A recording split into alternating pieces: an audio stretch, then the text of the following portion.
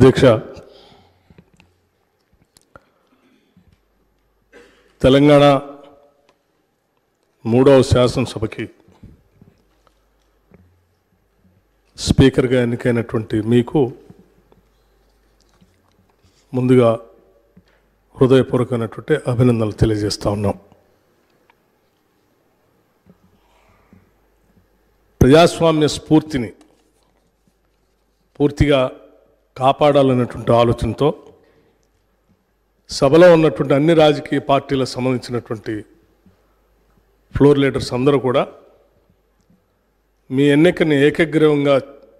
చేసినందుకు ఈ ప్రజాస్వామ్య అత్యున్నతమైనటువంటి దేవాలయంగా భావించేటువంటి శాసనసభకి మీ ఎన్నిక తప్పనిసరిగా వన్నె తెచ్చిందని నేను భావిస్తూ ఉన్నాను. మీరు వెనకబడినటువంటి ప్రాంతం నుంచి కాకుండా సమాజంలో ఉన్నటువంటి అత్యంత పేదవాళ్ళ సమస్యలన్నీ తెలిసినటువంటి వ్యక్తిగా 3 సార్లు శాసనసభకి ఎన్నికైనటువంటి వ్యక్తిగా స్థానిక సంస్థల నుంచి ప్రాతినిధ్యం వహించినటువంటి వ్యక్తిగా మీ శాసనసభ స్థానం తప్పనిసరిగా ఈ సభలో ప్రజల సమస్యలపైన లోతుగా చర్చించడానికి పెద్ద ఎత్తున ఉపయోగపడుతుందని మేమందరం భావిస్తున్నాం, ఆశిస్తున్నాం కూడా. మీరు గతంలో షెడ్యూల్ కాస్ట్ వెల్ఫేర్ కమిటీ సభ్యులుగా ఉండి ఆ తర్వాత చైర్మన్గా కూడా ఉండి ఆ సమస్యలపైన చైర్మన్గా మీరు చూపించినటువంటి చొరవ కూడా ఈ సమాజంలో ఉన్నటువంటి షెడ్యూల్ కాస్ట్ సమాజానికి పెద్ద ఎత్తున ఉపయోగపడిందని చెప్పడంలో కూడా నాకు ఎటువంటి సందేహం లేదు అధ్యక్ష. అలాగే మీరు గతంలో హ్యాండ్లూమ్ మంత్రిగా పనిచేసినప్పుడు చేనేత కార్మికుల యొక్క బాధల్ని అర్థం చేసుకొని వాళ్ళకు ఉన్నటువంటి లోన్లని మీరు ప్రత్యేక చొరవ తీసుకొని మాఫీ చేయించడం కోసం మీరు చేసినటువంటి ప్రయత్నం కూడా ఈ సమాజంలో ఇబ్బందుల్లో ఉన్నటువంటి ప్రజలపైన మీకున్నటువంటి మనసుకి స్పష్టంగా అర్థం పడుతూ ఉంది. మీలాంటి వ్యక్తులు ఈ శాసనసభ స్థానానికి సభాపతి కావటం ఈ సభలో రాష్ట్రంలో ఉన్నటువంటి ప్రజల ఇబ్బందులపైన ప్రజల యొక్క సమస్యలపైన లోతుగా చర్చించడానికి పెద్ద ఎత్తున మీరు సమయం ఇస్తారని, ఆ దిశలో సభ్యులందరికీ కూడా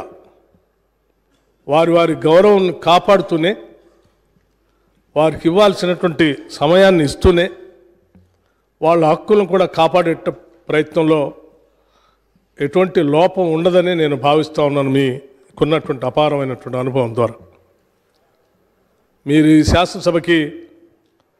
సభాపతిగా ఎన్నిక కావటం, మీతో పాటు పనిచేసినటువంటి శాసనసభ్యులుగా మేమందరం ఈరోజు గర్విస్తూ ఉన్నాం. మీరు సభాపతి స్థానంలో కూర్చొని ఈ రాష్ట్రం ఎన్నో కోరికలతో, ఎన్నో ఆలోచనలతో, ఎన్నో కలలతో తెచ్చుకున్న తెలంగాణ రాష్ట్ర భవిష్యత్తు కోసం ఈ రోజు నుంచి జరిగేటువంటి ఈ శాసనసభ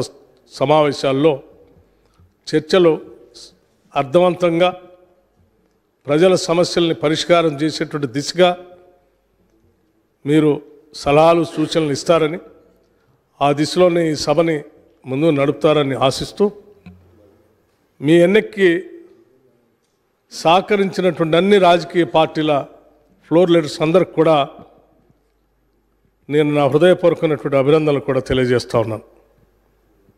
ఇప్పుడే సభానాయకులు ముఖ్యమంత్రి గారు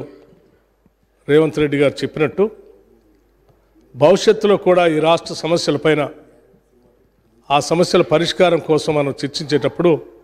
ఇదే స్ఫూర్తితో సభలో ఉన్నటువంటి అన్ని రాజకీయ పార్టీల నాయకులు ముందుకు వస్తారని, ఈ రాష్ట్ర సర్వతోముఖ అభివృద్ధి కోసం మనం అందరం కలిసి పెద్ద ఎత్తున పనిచేద్దామని చెప్పి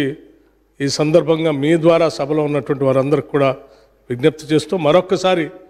నా హృదయపూర్వకమైనటువంటి అభినందనలు మీకు తెలియజేస్తూ కూర్చుంటాను అధ్యక్ష. Thank you.